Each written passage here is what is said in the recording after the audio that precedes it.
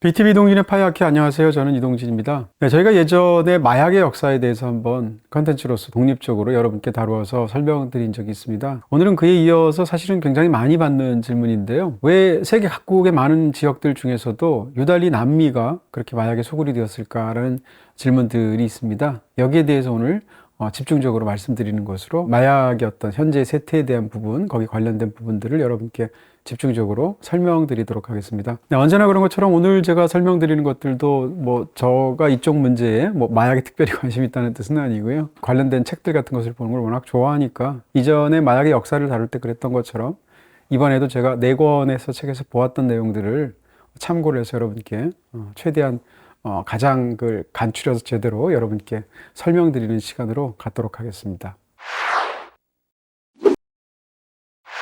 지금 제가 제기했던 그 질문에 대답하기 위해서는 일단 그 전 세계 마약 산업의 규모가 어떻게 될까라는 것인데요. 이게 마약 산업은 당연히 불법이죠. 그런 여러 가지 이유 때문에 정확하게 집계가 되고 있지는 않지만 대략 한 3천억 달러 정도로 추산이 되고 있습니다. 너무 엄청난 액수라서 아마 감이 잘 안 오실 텐데요. 영화 산업 자체가 전 세계에서 모든 그 규모를 다 합치게 되면 한 1,000억 달러 정도 된다고 하죠. 그러니까 영화 산업 규모에 곱하기 3을 하면 마약 산업의 규모라는 데서 얼마나 큰 산업인지 우리가 짐작할 수 있는 부분이 있을 것입니다. 마약은 수없이 다양한 어떤 그런 버전들이 있고 서로 다른 어떤 그런 그 물건들이 있게 되는데 그 중에서도 전 세계 마약 산업에서 가장 대표적인 두 가지가 있다면 뭐라고 할까요? 몸을 가라앉히는 나온게 마약 중에서 가장 대표적이고 가장 많이 활용되는 것이 바로 헤로인이고요. 또 하나는 몸을 들어 올리는 것, 좀 더 각성시키고 혹은 이제 들끓게 만들고 흥분시키게 만드는 그런 업계열의 마약으로서 가장 많이 유통되는 것은 코카인입니다. 헤로인 쪽은 상대적으로 전 세계 곳곳에서 생산이 됩니다. 물론 전 세계에서 가장 높은 비중으로 가장 많이 생산하고 있는 것은 아프가니스탄입니다. 이 지역은 이제 아프가니스탄하고 이란하고 그 접경지대, 이쪽에 파키스탄하고 이 지역을 흔히 이제 골든 크레센트라는 말을 쓰게 되는데, 그러니까 황금 초생달 지대, 혹은 이제 두 번째로 헤로인에서 많이 생산하는 지대가 바로 동남아시아에 있는 골든 트라이앵글이라고 말하는 지역입니다. 그러니까 태국이라든지 미얀마라든지 라오스에 걸쳐 있는 지역이죠. 이 두 군데서 집중적으로 생산을 하고 있습니다만, 잘 아시는 것처럼 이제 헤로인이라는 것은 기본적으로는 양귀비 재배에서 시작되죠. 그리고 양귀비에서 이제 아편을 얻어내고 아편을 통해서 이제 헤로인을 얻어내게 되는 것인데요. 근데 이 양귀비라는 것은 세계 곳곳에서 사실은 기온과 조건만 맞으면 재배할 수가 있습니다. 그런 측면에서 헤로인은 지금 말씀드린 지역에서 집중적으로 재배가 되고 있는 건 사실이지만 그 외에서도 상당히 광범위하게 퍼져 있다라고 말할 수 있겠죠. 근데 코카인은 다릅니다. 코카인은 전 세계에서 현실적으로 그리고 기후나 여러 가지 이 나무가 자랄 수 있는 그 여러 가지 측면에서 남미에서만 가능합니다. 그러니까 이 코카인이 자라기 위해서는 코카인이라는 것은 기본적으로 코카나무를 재배를 해야 되고요. 바로 코카콜라 할 때 그 코카죠. 코카콜라는 초반에는 관련이 있는데 지금은 그렇지 않다라는 부분들 예전에 한번 설명을 드린 적이 있는데요. 어찌됐건 코카나무를 길러서 코카나무 잎을 딴 다음에 그 잎을 반죽 형태로 만듭니다. 여러 가지 가공을 해서. 그래서 그런 반죽 덩어리를 만들고 그것을 다시 정제를 해서 최종적으로는 코카인 가루를 만들게 되는 것인데요.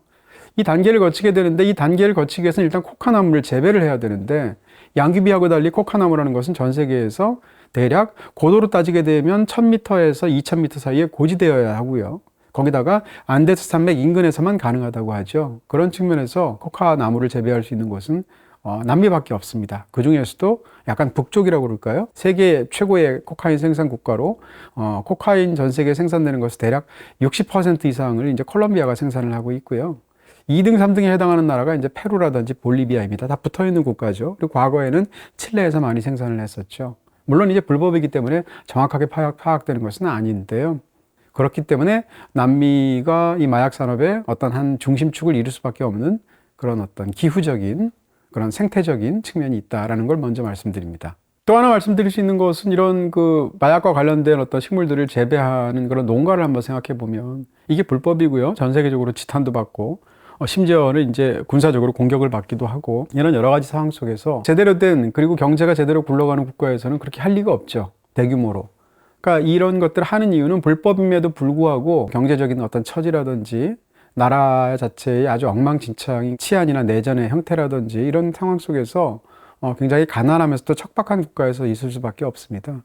바로 그런 측면에서 중미와 남미의 상당수 국가들이 전 세계적인 기준에서 볼 때 경제적으로 무척이나 처진다든지 아니면 오랜 세월 내전으로 신음을 하고 있다든지 중앙정부의 권력이 굉장히 약하다든지 혹은 부패했다든지라는 사실하고 관련이 되어 있겠죠. 또 한 가지는 지리적인 측면이 있을 것입니다. 그러니까 전 세계에서 마약을 가장 많이 소비하는 나라가 어딜까? 당연히 미국이죠. 압도적으로. 그런 상황에서 미국이라는 엄청나게 큰 마약 시장과 면해 있는, 붙어 있는 나라들이 어디인가라는 측면이겠죠. 미국이라는 나라는 지리적으로 굉장히 혜택을 본 나라라는 얘기를 이전에도 한번 설명드린 적이 있는데요. 내륙 쪽으로, 그러니까 육지를 통해서 국경을 한번 따져보면, 국경을 이렇게 접하고 있는 나라를 본토의 기준으로 본다면 두 나라밖에 없습니다. 북쪽으로 캐나다, 남쪽으로 멕시코인 거죠. 그러니까 북쪽에서 마약들이 물론 오는 경우도 있겠습니다만 그것이 주로 될 리는 없을 것 같고요. 남쪽에서 오게 되는데 그 남쪽에 면해 있는 나라로서 멕시코는 마약을 미국에 일하는 최대 마약 시장에 공급하기 위해서 최적의 조건들을 갖고 있게 됐다는 거죠. 어떻게 생각하면 그게 이제 멕시코의 불행이라고 말할 수도 있겠죠. 미국과 멕시코 사이에는 이제 국경지대가 3,000km가 넘는 국경을 갖고 있는데요. 바로 그렇기 때문에 남미에서 이 마약들이 생산을 하게 되면 육로로 가게 되면 멕시코를 지날 수밖에 없습니다. 이런 측면에서 지금 현재 이 마약 문제에 있어서 전 세계에서 가장 안 좋은 쪽으로 중요한 두 나라가 바로 콜롬비아 그리고 말씀드렸던 멕시코가 되겠죠. 특히 이제 코카인을 포함한 그런 마약들의 경우 멕시코라든지 콜롬비아 같은 곳은 상대적으로 빈국입니다. 1년에 그 최저임금에 관련된 연봉을 따지게 되면 대략 300만 원에서 400만 원 정도가 나온다는 거죠. 그런 측면에서 가족을 먹여 살린다든지 생계를 이어간다든지 하는 것이 무척이나 어려운 일이 될 텐데요. 콜롬비아의 한 농민의 한 심정이 되어보는 것입니다. 제가 소개해드릴 책 한 권에서 아주 자세히 그것을 설명하고 있는데 예를 들면 이런 것입니다. 콜롬비아는 이제 작물들 중에서 국제적으로 굉장히 유명한 게 두 가지가 있다는 거죠. 하나는 커피이고요. 콜롬비아 커피 유명하지 않습니까? 또 하나는 지금 말씀드렸던 코카입니다. 이 두 가지가 있는데 약간 이 두 가지를 키울 수 있는 재배할 수 있는 그 지역이 겹친답니다. 그러니까 농부 입장에서는 사실은 코카나무를 재배하지 않고 커피를 집중적으로 재배를 해도 문제가 없다는 거죠. 근데 상당히 많은 농민들이 물론 커피를 재배하는 사람보다는 적지만 코카를 재배를 한다는 거죠. 그 이유는 경제성 때문이라는 것입니다. 콜롬비아에서 이제 커피 같은 걸 생산을 하게 되면 여러 가지 문제가 있다고 하죠. 세계 지금 커피 생산 국가로 3위가 콜롬비아인데요. 1위가 이제 브라질이고요. 2위가 베트남입니다. 근데 그 단위 면적당 생산성에 있어서는 베트남의 상대가 되지 않는다고 하고요. 그래서 역전이 됐죠. 원래 콜롬비아가 세계 2위였었는데. 그리고 브라질하고는 한 농민당 경작하는 땅의 면적 자체가 상대가 안 된다고 하죠. 그러니까 어떻게 생각하면 자기 땅이라도 굉장히 면적이 작고 혹은 자기 땅도 아니어서 소작을 하게 되고 이런 방식으로 콜롬비아 농민들이 살아가야 하는데 이 갖고 있는 작은 땅에서 경작을 하는 것으로 커피를 생산을 하기 위해서는 돈이 너무 조금 벌 수밖에 없는 그런 구조적인 측면이 있다는 것이죠. 일단 단위 면적당 커피를 심고 단위 면적당 코카를 심는다고 했을 때 매출액 차이가 대략 2배가 넘게 코카 나무를 키우는 것이 훨씬 더 이익이 된다고 하죠. 거기다가 커피는 일단 심은 상태에서 거둘 때까지 몇 년이 지나야 된다고 하고요. 그런 상황에서 또 커피는 한번 재배한 다음에 커피를 이제 열매를 수확하는 것 자체가 많아야 1년에 한 번에서 2번 수확을 한다는 거죠. 근데 코카는 열매가 아니고 잎을 따는 것이기 때문에 상대적으로 열매를 맺는 단계까지 갈 필요가 없고요. 거기다가 이 코카나무 잎을 수확하는 것 자체는 1년에 많게는 5번에서 6번까지 수확할 수 있다고 하고 상대적으로 키우기 위해서 손도 훨씬 커피나무가 많이 들어간다는 거죠. 이런 많은 측면을 생각하게 된다면 농민 입장에서는 불법임에도 불구하고 커피를 재배를 하느니 코카를 하는 게 낫지 않을까라고 생각할 수밖에 없고 그런 어떤 판단으로 기우기가 쉬운 가장 큰 이유는 농민들의 경제적인 환경이 굉장히 척박하기 때문이라는 것이죠. 이런 이유들 때문에 커피가 아니라 코카를 재배해야 된다, 충분히 이해할 수 있다 이렇게 말하는 것은 아니고요. 이런 어려움이 있는데도 불구하고 현실적으로 콜롬비아에서도 이 코카를 재배하는 사람보다 커피를 재배하는 농부가 훨씬 더 많다고 해요. 그러니까 상대적으로 더 적은 사람들이 하는 거지만 어찌됐건 그들이 왜 코카를 재배하고 불법임에도 불구하고 콜롬비아에서도 불법이죠. 공식적으로는.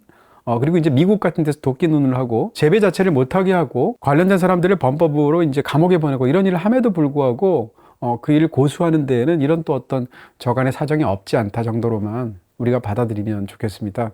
더군다나 일단 이렇게 코카나무를 재배하기 시작하면 커피하고 달리 코카는 재배하는 족족 전부 다 카르텔에서 사줍니다.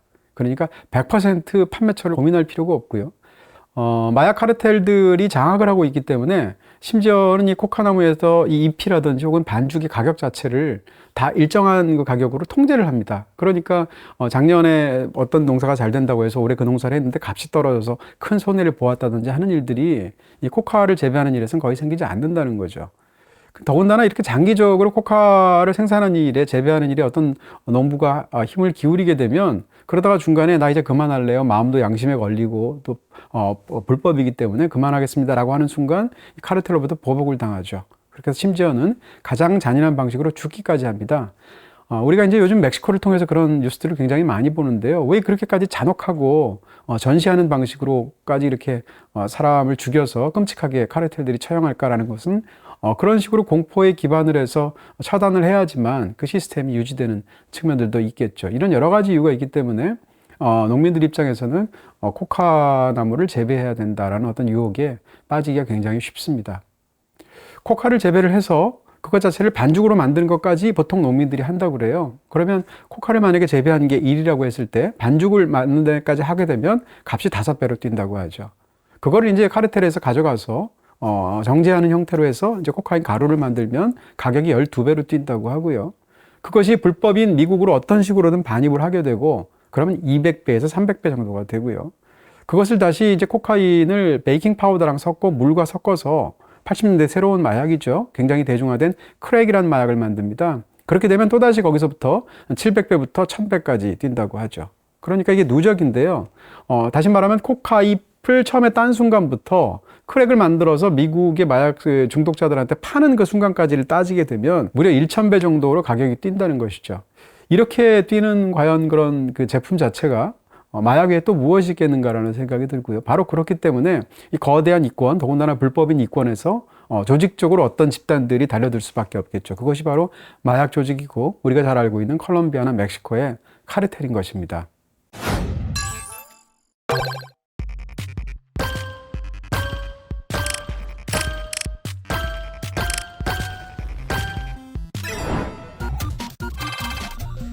모든 장르를 한 번에 플레이.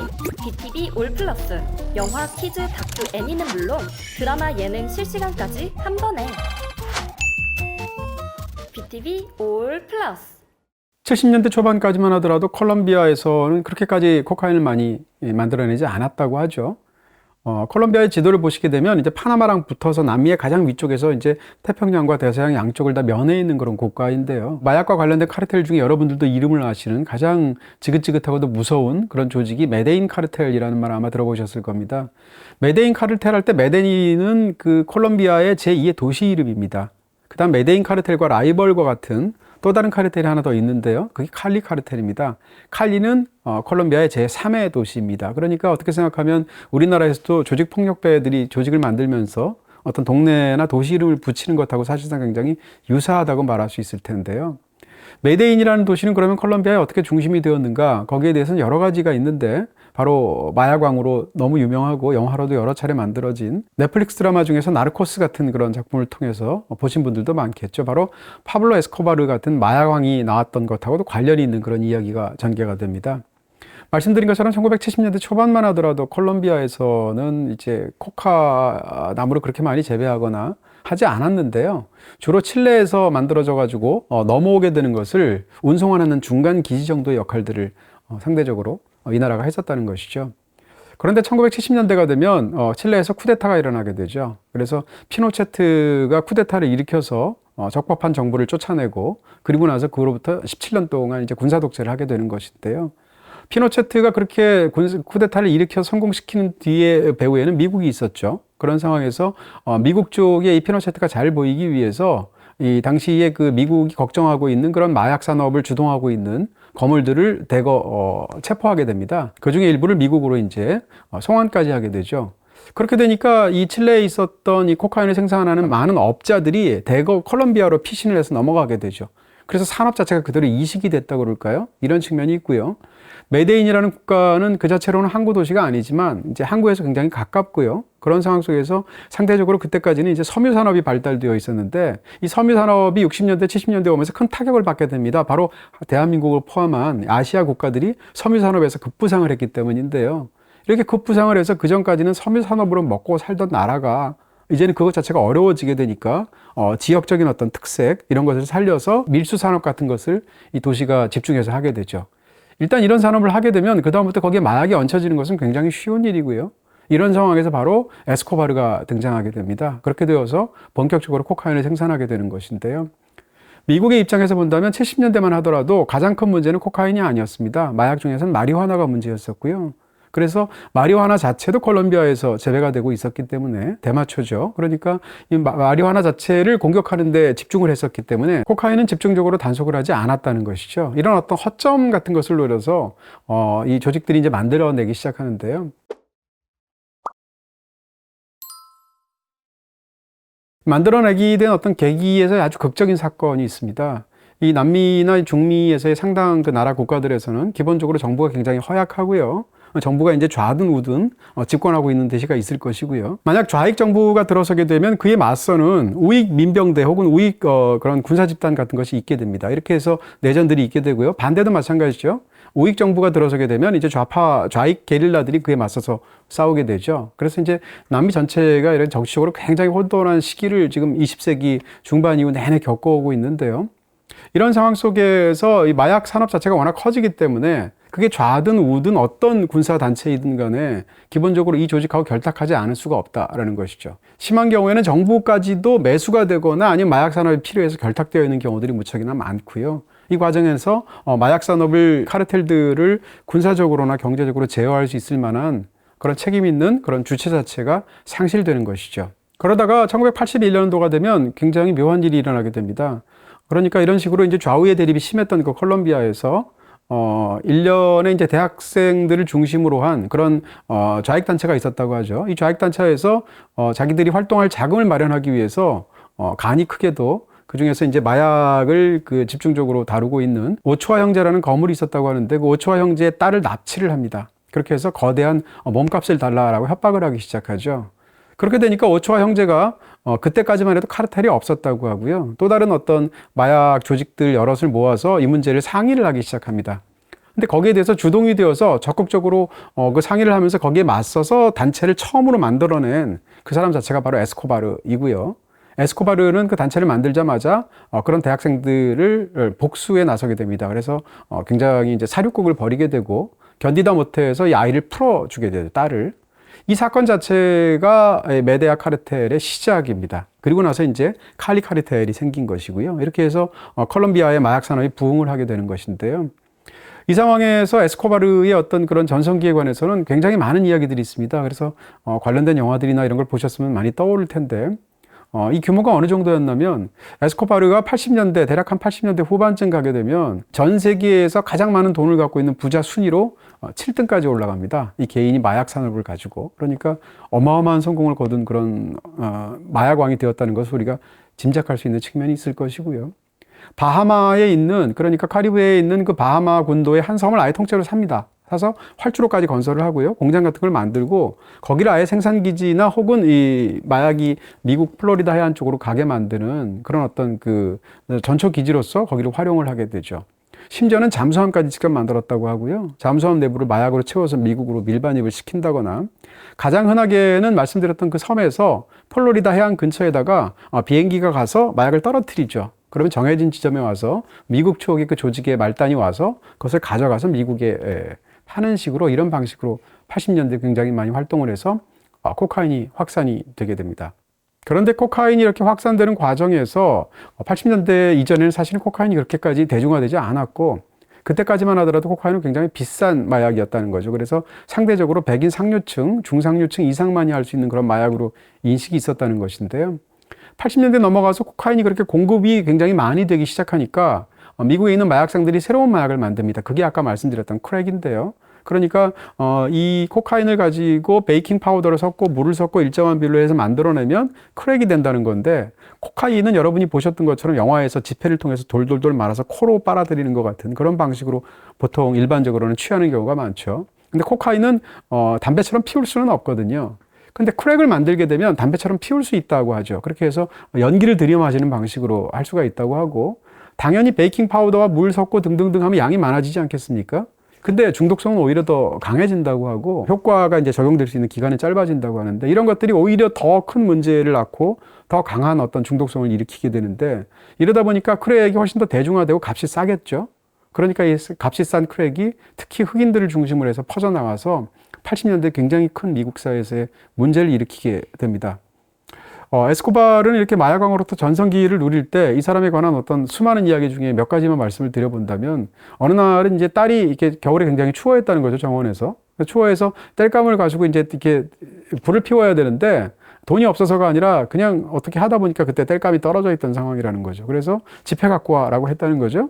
200만 달러를 하룻밤 동안에 태워서 딸을 따뜻하게 해주었다라는 전설적인 일화가 있습니다. 돈들을 상당 부분은 이제 돈 세탁을 통해서 그것을 이제 예치를 하게 되지만 미처 돈 세탁을 하지 못한 지폐 뭉치들이 있겠죠. 그런 것은 전통적인 방식으로 고무줄로 이렇게 묶었답니다. 지폐 따발을.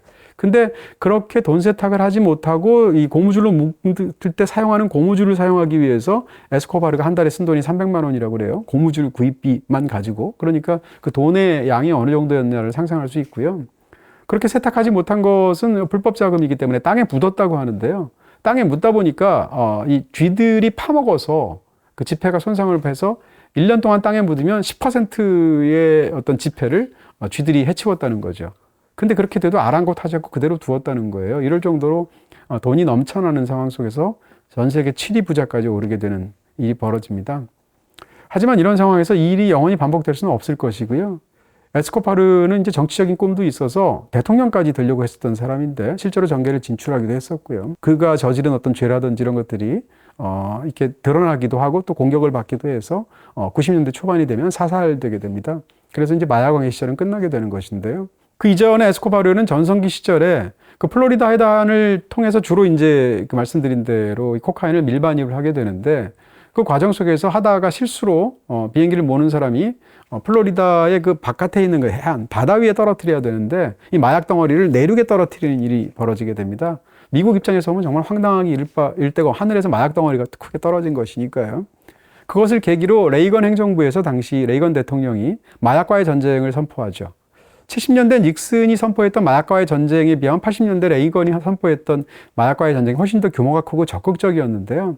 바로 그런 상황 속에서 이 콜롬비아의 마약 산업이 탄압을 받게 되죠. 왜냐하면 집중적으로 이 바다를 통해서 이 코카인을 밀반입하려는 것 자체를 미국이 적극적으로 막기 시작했으니까. 그러다 보니까 상대적으로 이전까지는 덜 사용했던 해로가 아닌 육로를 개발하게 됩니다. 육로로 가려고 하다 보면 지도를 보시면 알 수 있는 것처럼 콜롬비아에서 생산된 마약이 미국에 가기 위해서는 당연히도 멕시코를 지나갈 수밖에 없겠죠. 그러다 보니까 원래 멕시코에 밀수 조직들 같은 것이 있었다는 것이고요. 혹은 멕시코에서도 당연히 마약을 다루고 있는 조직들이 있었겠죠. 그렇지만 이런 조직들은 상대적으로 콜롬비아의 조직에 비해서 훨씬 더 약하고 작은 조직이었던 것입니다. 그런 과정 속에서 지금 말씀드렸던 이런 단속이나 이런 상황들 때문에 해로를 통한 반입을 육로로 통한 반입으로 바꾸면서 멕시코의 마약 산업이 점점 커지게 됩니다. 요즘 넷플릭스 어디서 봄? BTV에서 봄! 더 알뜰하게 보니까 BTV. 그러다가 2001년도에 9.11이 터지게 되죠.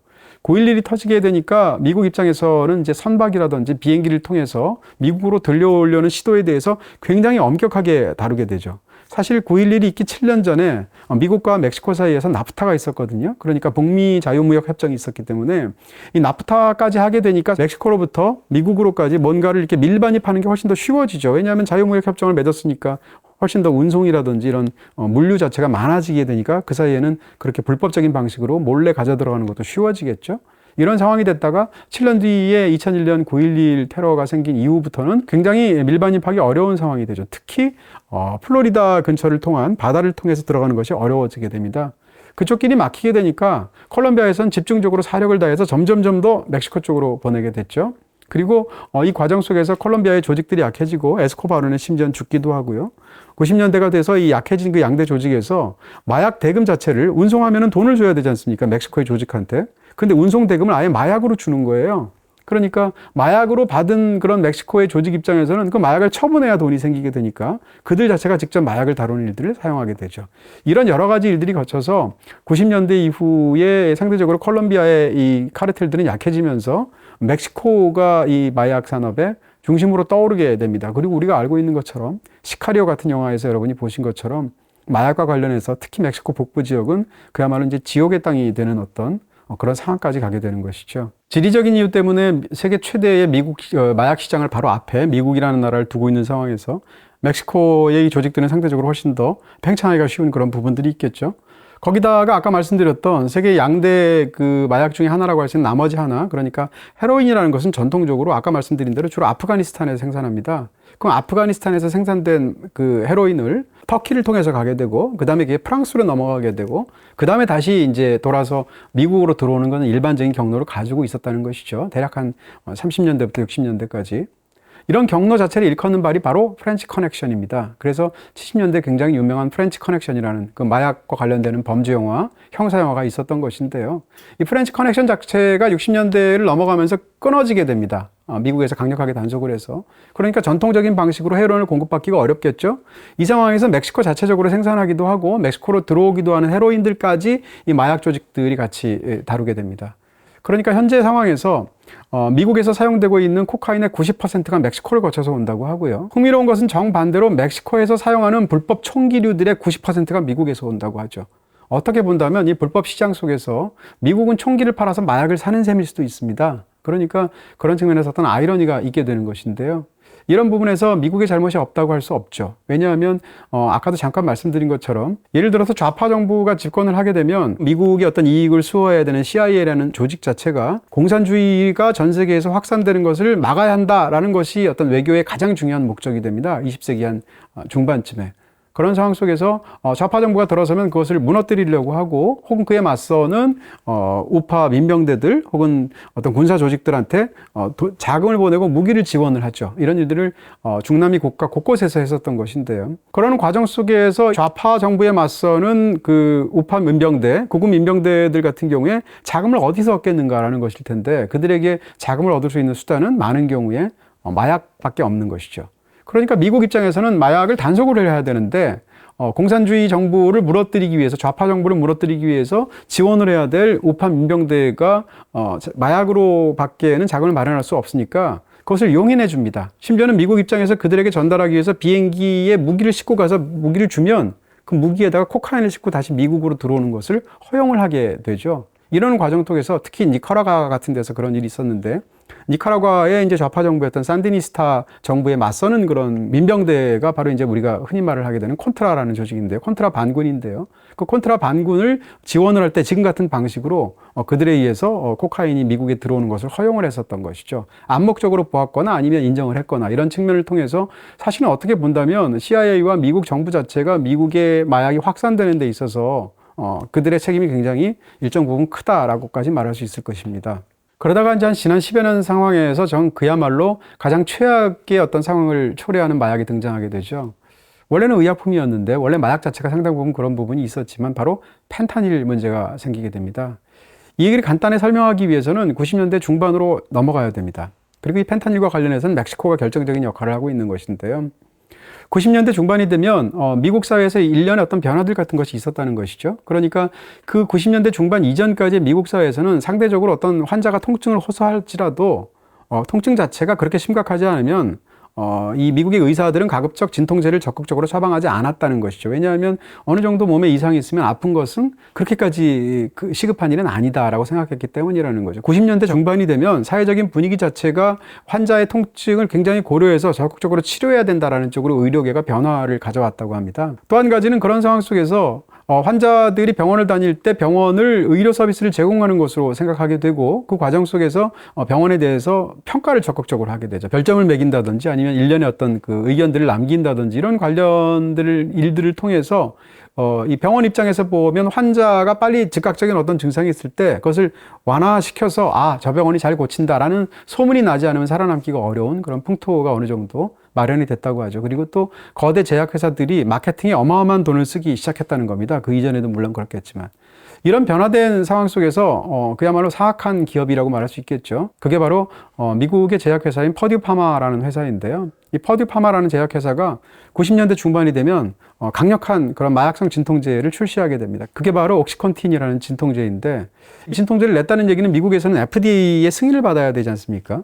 승인을 받아서 했고 이들 입장에서는 이 마약은 기본적으로 흡수지연이라는 뛰어난 기술을 사용해서 만든 그런 마약이기 때문에 체내에서 흡수되는 것 자체가 굉장히 느려서 보통 마약성 진통제라면 뭐 4시간에 한 번씩 먹는다든지 그러니까 고통 속에서 자다 깨서 또 약을 먹고 이런 일이 있어야 되는데 약효가 길고 지연 효과를 일부러 만들어냈기 때문에 그런 문제가 없는 굉장히 큰 강점이 있었다는 것이죠. 거기다가 이 마약성 진통제는 중독성이 거의 없다고 이들이 보고를 했고 그러면서 관련된 어떤 논문들을 증거로 내기도 했고 또 무엇보다도 FDA를 통과했기 때문에 설사 이 옥시콘틴을 병원에서 처방을 받는다고 하더라도 환자들 입장에서는 이것이 무슨 마약이다라고까지 생각을 하지 않았다는 거죠. 왜냐하면 병원에서 처방받아서 내가 목이 아파서 팔을 다쳐서 가서 먹은 그런 진통제였기 때문인 거죠. 의사가 정확하게 준 그런 처방전이었으니까. 그런데 뒤에는 굉장히 많은 흑막이 있었던 건데요. 일단 인용했던 논문에 관련되는 어떤 그런 부분들이 사실은 제대로 인용할 수 없는 그런 논문을 거짓으로 인용한 것인 것이 사후에 어떤 밝혀진 부분이 있었고요.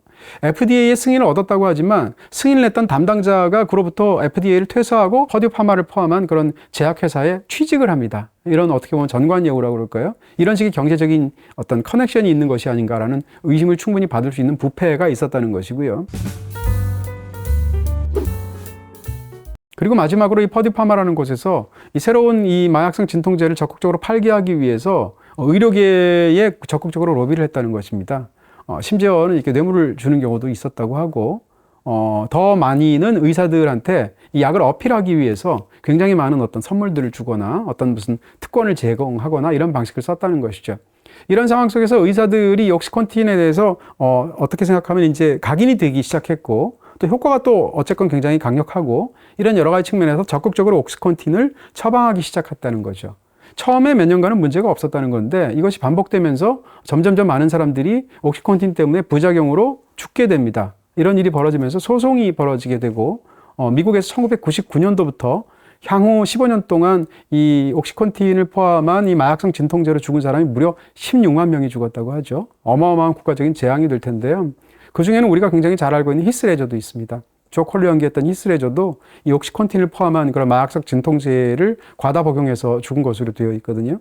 어찌됐건 이와 같은 속에서 퍼듀파마가 사실은 거짓말을 했고 이러저러한 부패가 있었다는 것이 하나둘씩 밝혀지게 되고 대규모 소송전이 있게 되죠. 퍼듀파마의 그 소유주라고 할 수 있는 세클러 일가가 자기 재산들을 다 빼돌립니다. 그러고 나서 2020년이 되면 퍼듀파마 자체를 파산시키죠. 그렇지만 이미 상당수의 돈은 빼돌린 상황인 건데요. 어쨌건 이런 일들을 겪으면서 이 옥시콘틴 때문에 나라 자체가 굉장히 커다란 타격을 받고 수많은 사람들이 억울하게 죽어가는, 왜냐하면 나는 몸이 아파서 병원에 갔을 뿐인데 의사가 주었던 그 약을 먹고 중독이 됐던 것이니까요. 이런 상황에서 이 옥시콘틴이 문제가 있다는 것을 의사들이 각인하게 됩니다. 그러다 보니까 옥시콘틴으로 처방받았던 사람들이 다시 병원에 가서 다시 그 약을 달라고 말하면 이제는 의사들이 안 주게 되죠. 그 약을 주게 되면 위험하다는 것을 의사들도 점점 신경을 쓰고 알게 되었으니까. 근데 그런 상황에서 환자 입장에서는 몸이 너무 괴로웠고 옥시콘틴이라는 데 중독이 되어 있기 때문에 옥시콘틴을 불법적인 방식으로 처방 없이 구해서 자기가 먹기 시작합니다. 그래도 안 되겠죠. 어느 순간이 되면 그것 자체가 막히게 되는 부분들이 있으니까 바로 그때 마약상들이 나서게 됩니다. 그래서 2010년도부터 2010년대 중반까지는 미국에서 헤로인 환자들이 폭증하게 됩니다. 헤로인 중독자들이. 왜냐하면 헤로인이라는 것 자체도 애초에 예전에 제가 마약의 역사에서 말씀드렸던 것처럼 약으로 개발된 것이고요. 그래서 약 중에 약해서 헤로인이라는 이름이 붙었다고, 영웅이라는 이름이 붙었다는 말씀까지 드렸죠. 그런 상황에서 헤로인의 어떤 그런 진통 효과와 사람을 가라앉히는 효과를 대체해서 옥시콘틴 대신에 사용하게 된 거예요. 왜냐하면 헤로인은 싸고 구하기가 쉬우니까. 어떻게 보면 마약상들이 병원의 어떤 그런 하는 일들을 대체한 끔찍한 부분이 있었다는 얘기인데요. 그러다가 헤로인에 대해서 너무 큰 문제가 생기게 되고 헤로인을 팔게 돼서 헤로인 중독자가 늘어나고 있는데 어떤 마약상들이 어떤 굉장히 기가 막힌 아이디어를 내게 되죠. 끔찍한. 그게 바로 펜타닐을 헤로인에 섞는 방법입니다. 펜타닐이라는 것은 1950년대에 만들어진 그런 약이고 실제로 그 이전에도 계속 사용이 되었다고 하고, 얀센이라는 회사가 있잖아요. 거기서 개발한 약인데 펜타닐은 지금도 그렇게 쓰고 있죠. 다시 말하면 약인데 이 약을 가지고 헤로인에 섞는다든 이런 방식을 통해서 굉장히 어떻게 보면 양 자체도 제대로 통제가 안 되고 오염이 될 수도 있고 수많은 문제가 있을 수 있는데 그것을 옥시콘틴으로 속이기도 하고 등등의 여러 가지 방법들을 통해서 사람들이 이 펜타닐에 중독이 되는 것이죠. 펜타닐은 중독성이 이전의 다른 어떤 약들보다도 훨씬 더 강력하다고 하고 많이 알려져 있는 것처럼 극소량으로도 이전의 모르핀이나 헤로인이 갖고 있었던 그런 진통 효과보다 훨씬 더 좋은 효과를 내죠. 그리고 무엇보다도 값이 쌉니다. 이러다 보니까 미국에서 펜타닐이라는 그런 마약, 신종 마약이 사람들에게 퍼져나간다는 것을 착목한 사람이 바로 누구냐면 그게 멕시코의 카르텔들입니다. 그렇게 해서 멕시코 카르텔에서는 중국으로부터 펜타닐의 원료가 되는 것을 수입을 해서 멕시코에 있는 공장에서 펜타닐을 만들죠.